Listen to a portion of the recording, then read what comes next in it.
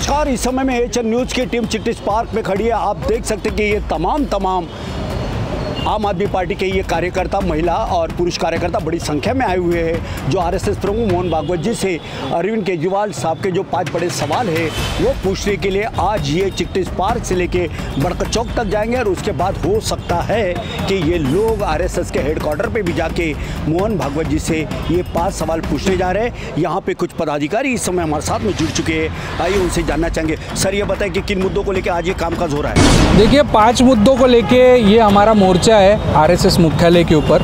इसमें हमारा सवाल ये है कि आरएसएस ये मातृतुल्य संस्था है भारतीय जनता पार्टी की। भारतीय जनता पार्टी जो है ये कहती है कि हम संघ परिवार का एक भाग है। ये हमारा इतना बड़ा संघ परिवार है, उसमें हम एक घटक है। आरएसएस की कोख से ये भारतीय जनता पार्टी पैदा हुई है। हमारा सवाल ये है कि भारतीय संस्कृति के अनुसार जो पालक होता है अपने पाल्य को तत्व ज्ञान जीवन कैसे जिया जाता है तत्व के ऊपर इसकी शिक्षा देती है। तो सवाल ये है कि जिस प्रकार की हरकतें भारतीय जनता पार्टी आज कर रही है, क्या आरएसएस उसको लेके अवगत है? क्या वो सवाल पूछता है आरएसएस भारतीय जनता पार्टी को? और क्या भारतीय जनता पार्टी इसको लेके जवाब दे है आरएसएस को? यही सवाल है। बस यही सवाल है इनका। और भी कुछ कार्यकर्ता सर क्या कहना चाहते हैं? मैं यही कहना चाहता हूँ कि हम एक कंप्लेंट करने जा रहे हैं इनकी जो मातृतुल्य संस्था है बीजेपी की आरएसएस, उनको। हमारे नेता ने बहुत ही सरल 5 क्वेश्चन करे उनको, और वो 5 क्वेश्चन को ही लेके हम सीधा उनके पास जा रहे हैं। और सवाल बड़े सीधे साधे हैं कि जो अभी चल रहा है देश में, जो ईडी है, ईडी और सीबीआई, उसका जो दुरुपयोग करके ये भारतीय जनता पार्टी जो सरकारें तोड़ रही है, वो क्या सही है? क्या वो सही है, ऐसा इनका मानना है? आपका क्या कहना है? जय हिंद। मेरा ये कहना है हमारा कि आरएसएस ये जो है सनातन धर्म की जननी माना जाता है, और साथ साथ में ऐसा है कि बीजेपी के संगठन को उन्होंने ही मतलब आगे बढ़ाया हुआ है।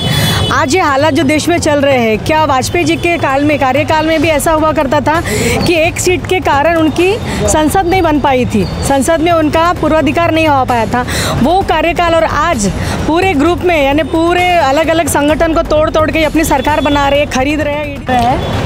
सबसे पहले तो मैं ब्रीफ में 2 सेकंड में बोलना चाहूँगी कि इनकलाब जिंदाबाद।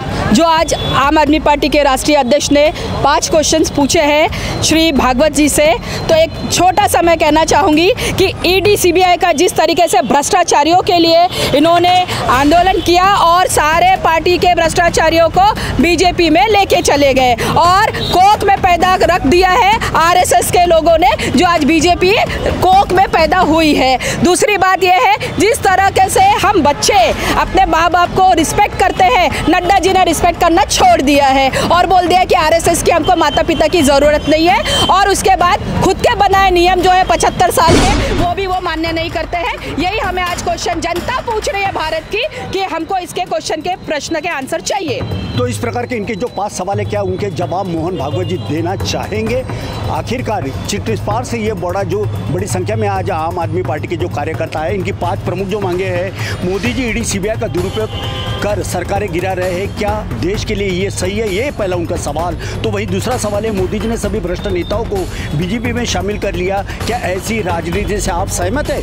आरएसएस की जिम्मेदारी है कि बीजेपी पद भ्रष्ट ना हो, क्या आप आज के बीजेपी के इन कदमों से सहमत है? जेपी नड्डा ने लोकसभा चुनाव में कहा कि अब बीजेपी को आरएसएस की जरूरत ही नहीं है। ये सुनकर आपके दिल पर क्या गुजरी?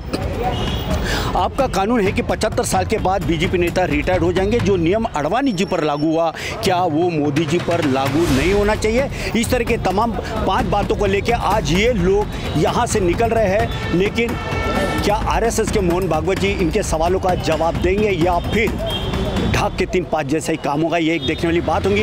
विधानसभा अभी नज़दीक में है, इसीलिए हर पार्टी अपने पार्टी को मजबूत बनाने के लिए एक दूसरे पे फूलों की वर्षा, शब्दों की वर्षा करते हुए नजर आ रही है।